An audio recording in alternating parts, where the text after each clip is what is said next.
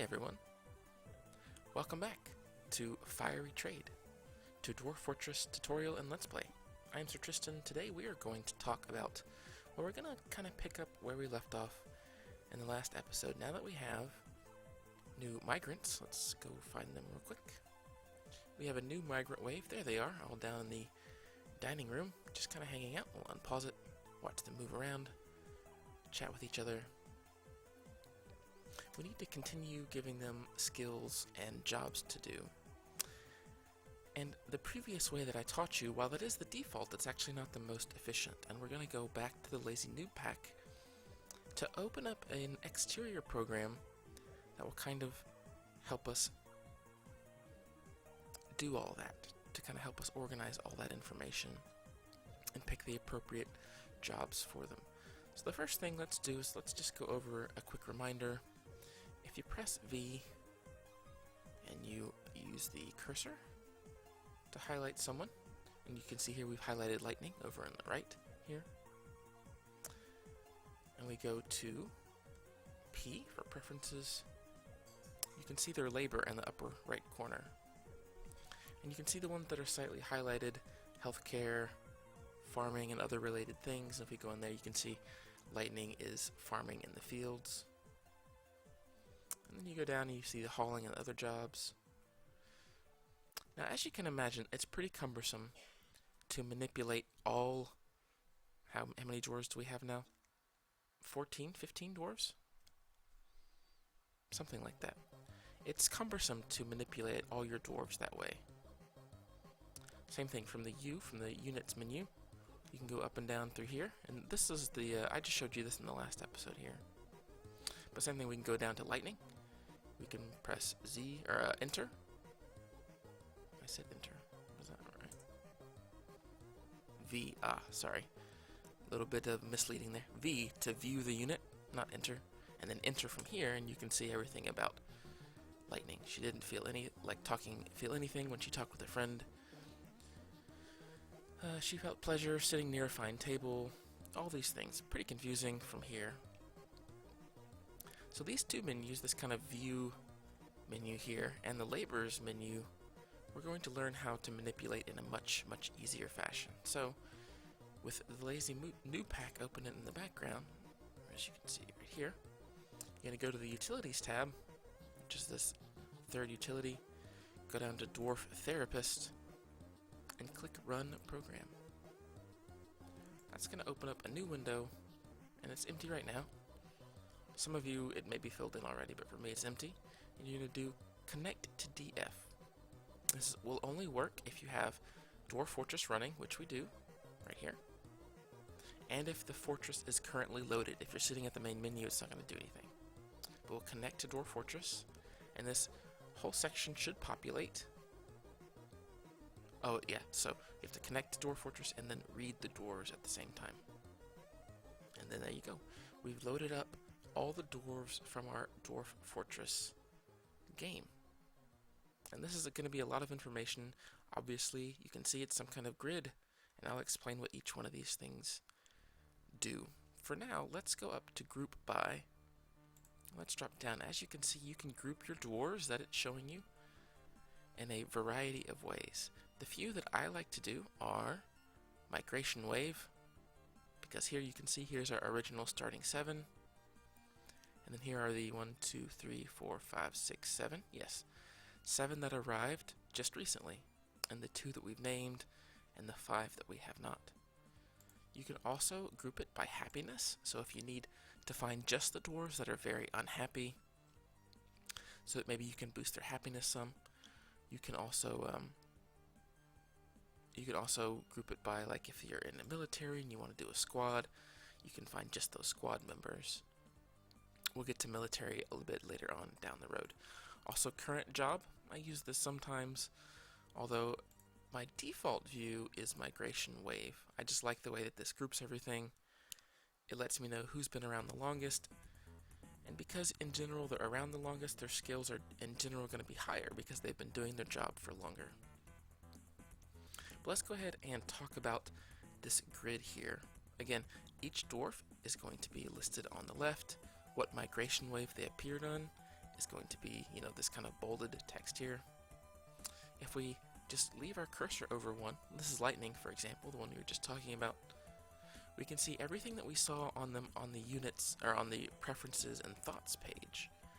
But they're all broken out into a much nicer kind of grouping here. The things that she went through, I can't use my mouse, unfortunately, to select it, because if I do, I'll lose this kind of pop-up here. But at the top, you've got, stats about them, how tall, their profession, how happiness they are. You also have things that they have done recently. Felt fondness talking with a friend, satisfied at work. She was embarrassed after sleeping without her own personal room. And this is actually going to show you more than the in-game thoughts and preferences will.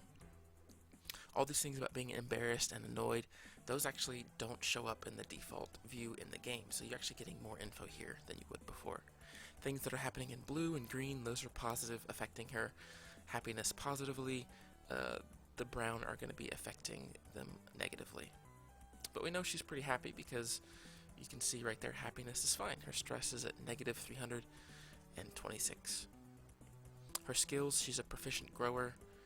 And if you actually, I'm going to just go over to the right here with my mouse, you can see right there, farming, proficient grower. So it shows right there what her skills are. It correlates with what's in this grid. So let's go back over here. Personality, does not easily fall in love, doesn't often feel envious of others, can handle stress, has a greedy streak. Remember, all of these are generated when the dwarf is created at World Gen, or when they are born in the course of the fortress. And everyone is going to be slightly different. Preferences, those I don't generally worry about too much.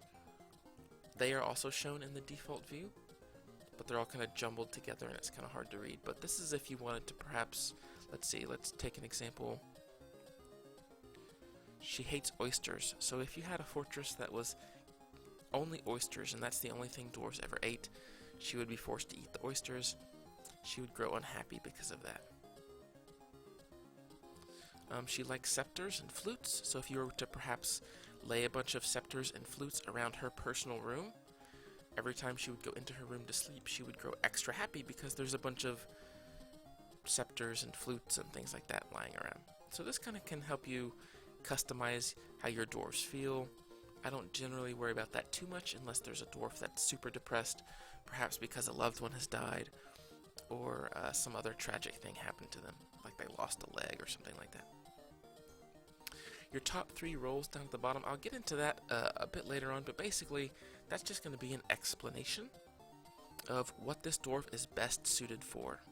And I'll talk about that a bit later on, but let's continue on. Current job is just going to basically, let's go back to Dwarf Fortress real quick.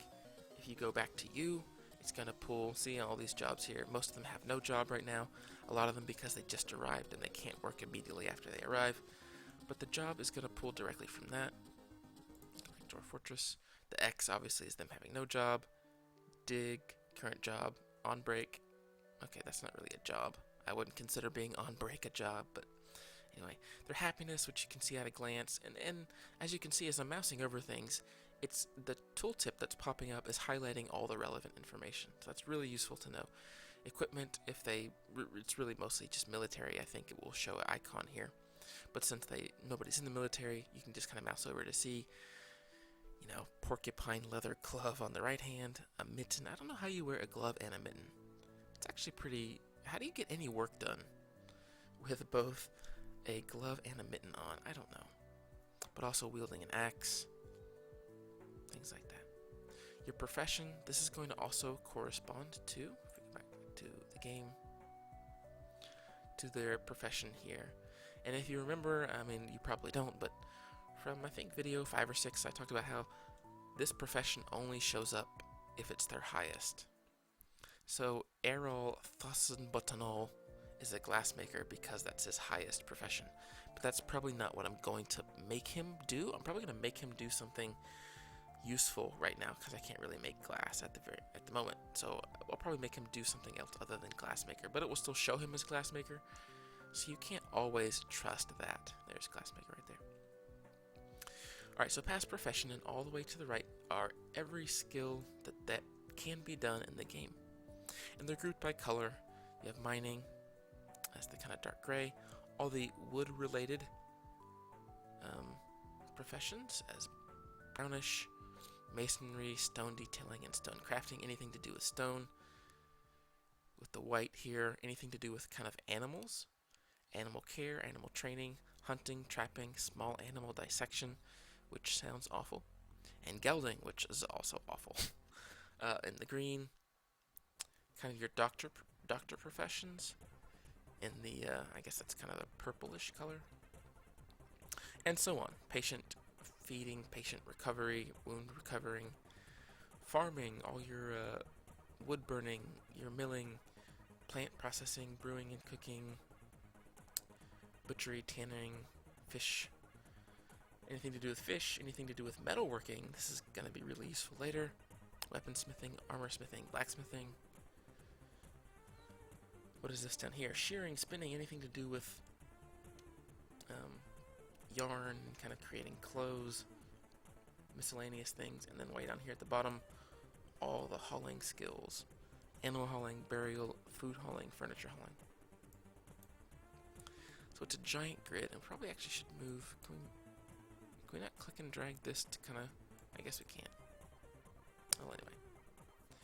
This is going to show you a giant grid of what every dwarf is doing and is good at. The higher the number, the better they are at doing it. So, let's click on Vaughn. We know for sure... Okay, I said click on him. Okay, there we go. Yeah, Vaughn. He's one of our miners, as you can see right here. And the only skill he has, if you look across here, the only number he has is right here. It's 10. He's a miner. He is about as good as he can get at mining. He's probably never going to have much in terms of skill variety. We need miners to always be digging out holes. Sure enough, if we go back to Dwarf Fortress, I bet we can look right down in here. He's probably mining something right now. See? Yep, there he is right there. He's already mining. And just the way that Dwarf Fortress works, you are always going to need one or two dwarves dedicated to mining, to cutting out new areas. Because you're going to expand faster, basically, than you can have one dwarf cut only part-time or dig only part-time. So we have both Locke and Vaughn as our permanent miners. That's good. We have Celeste doing carpentry and wood cutting. If you remember Celeste, she should have our... Yeah, there you go, our copper battle axe.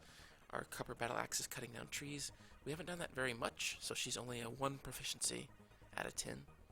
And she's done a good amount of carpentry, so that's a 5. Farming is a 0, apparently. I'm not sure why that shows 0. I think that maybe just shows potential farming skill, which we're not really going to matter too much with. Sid is our mason. That's pretty much all he's done is masonry. So all these skills from mining to about right here, wax working, all of these can level up, and they can get better at them. Hauling, they cannot actually get better at. It's just something that they can all do at the same skill at all times from the very beginning. Let's see, what else?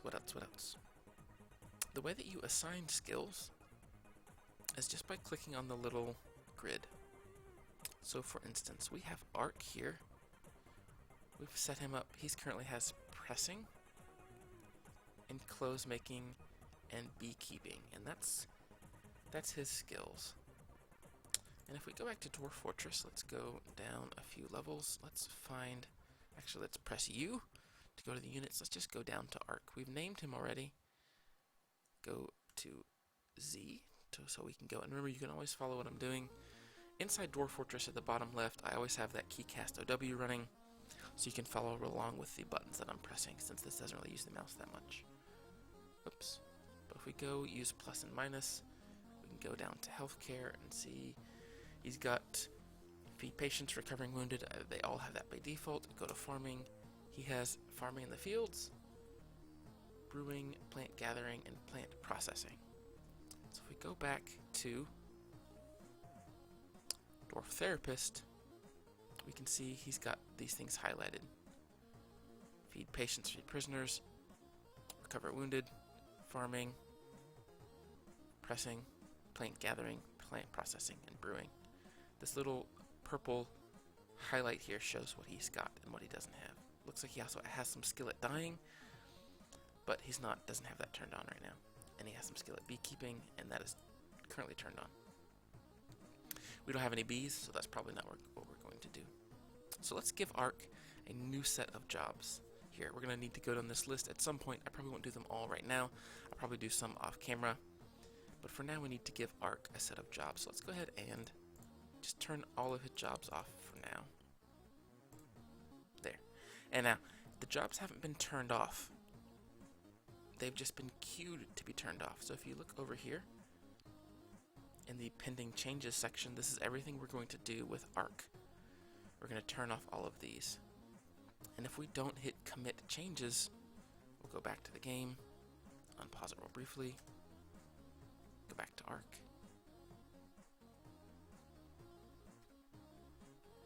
And as you can see on the right here, he still has all those jobs. So if we don't press commit changes, which is up here, then things that we change, nicknames that we give dwarves, buttons that we press, jobs that we assign will not take effect. So we have to press commit. Once we do, this will refresh. And if you go back to Ark, you'll see all these things are missing. We go over here to Ark. Look at that. Automatically, all of his skills have been turned off. Now he still has hauling and other jobs because I didn't turn those off, because that's not a good idea to turn off. And actually, we should not have turned off feed patients and recover wounded, so we'll actually recommit those real quick. We need to give him a new job. So what needs to be done in our fortress? Well, do we have a fisher? I think we have a fisher. Where is fishing? It does take some time to kind of organize all this and kind of remember where everything is. We do have a fisher. That was Bart's. That's right. We did make Bart's our fisher. So I think what we will do is we will make Ark our architect and our mechanism maker. He's going to make mechanisms, but it's called a mechanic. So we're going to turn on, you can see the green plus over here on the far right. We're going to turn on mechanisms or mechanics and architecture. And I won't actually get into those professions until the next episode. I'm going to talk about traps and things like that, but we'll go ahead and commit those changes. And so now when we go back to Dwarf Fortress, we go to Ark. Let's go down to Ark. We go to Z. You can see down here, all of a sudden engineering is turned on. Mechanics is turned on. And other jobs, architecture is turned on. Things like cleaning, lever operation, road building, those are all on by default. Everyone will always do those. I recommend you leave those on. Maybe if you get up to 50 or 60 dwarves and you really want to pick specific jobs for every dwarf, that they're only doing one specific thing, okay, that would be fine, but I would recommend leaving those on. So Ark is going to be our architect and our mechanics, or mechanism creator. So as far as roles go, let's talk about roles. If you go over to this tab, and you can use these tabs here at the top to kind of see certain skills.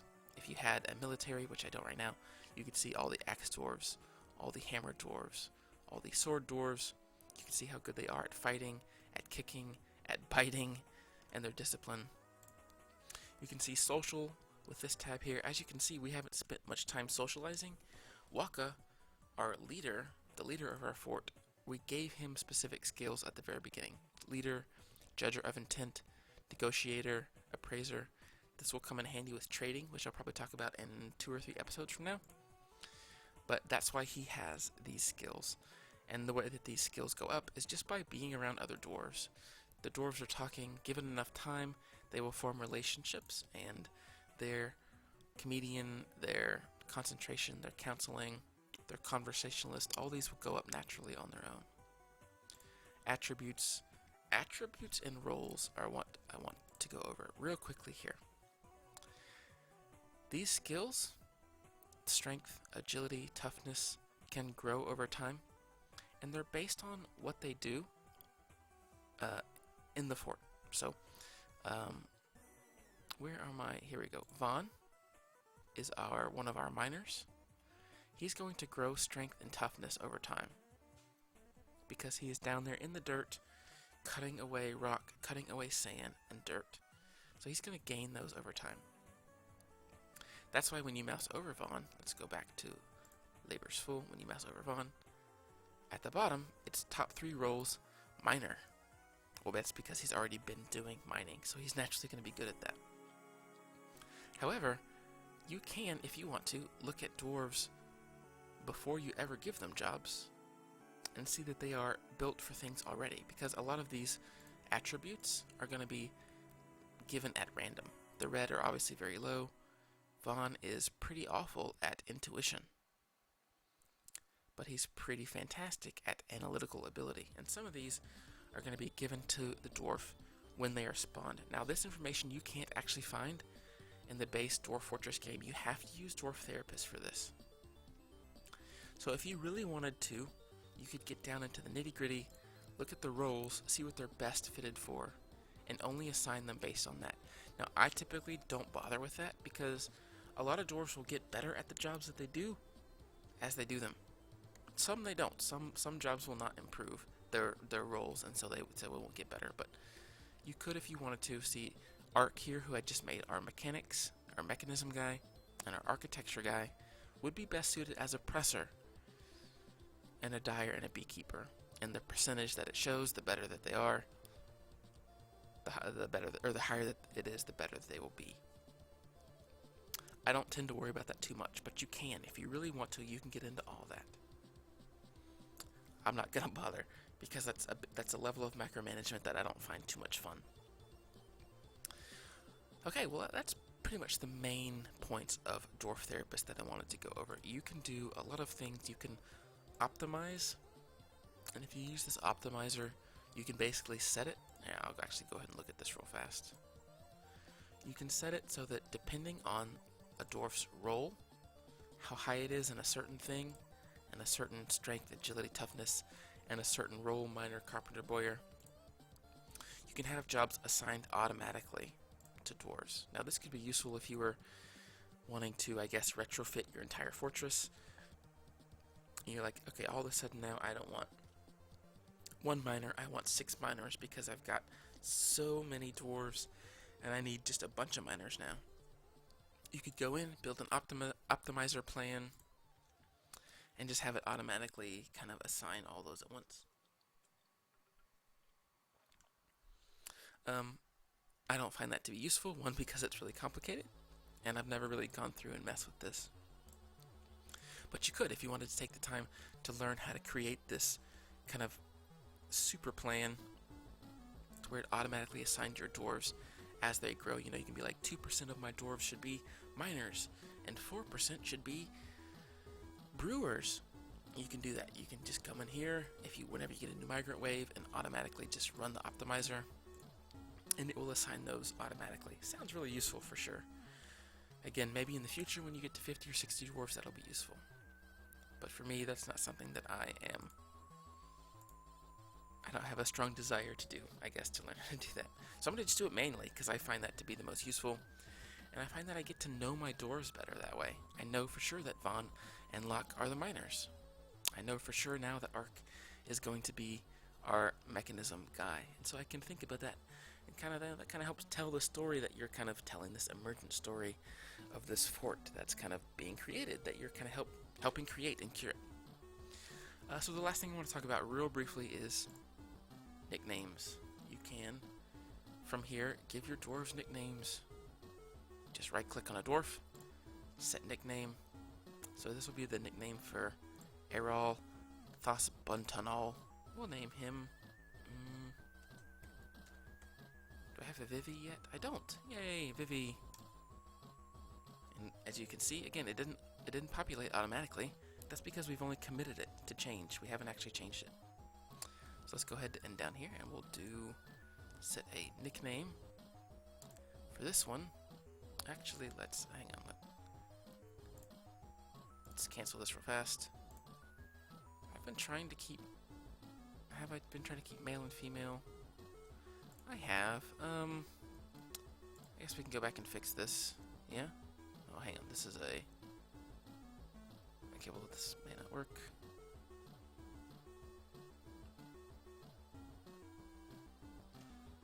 So Bart's is a bit of a different case. So I think Bart's works fine for this name. Male, female, male, female. So I think that works fine. Let's see. Vivi, we did fine. Okay, so we'll set this nickname as Steiner. Is that how you spell that? I think that's how you spell Steiner. So that's fine. Set the nickname of Godden to...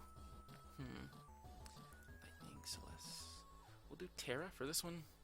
Yay, Terra. As you can tell, I go through Final Fantasy VI names a bit faster than the rest because those are the ones I happen to remember off the top of my head pretty easily. Let's switch to 7. Cloud for Massfall.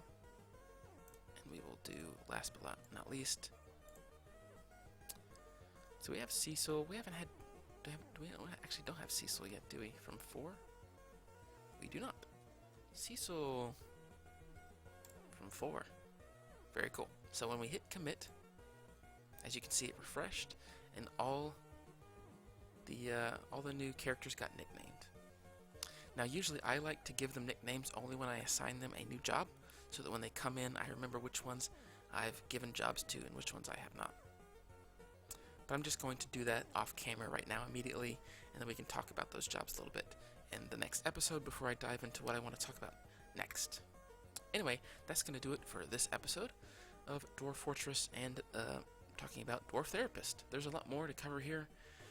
There's a lot more depth you can go into, but I don't think it's really necessary for our purposes right now. So in the next episode, we're going to jump back into the game and talk about, I think, trading and maybe traps, or maybe I'll just kind of cover one of those since those are kind of extensive things to talk about. Thank you guys so much for joining me. I'll see you next time.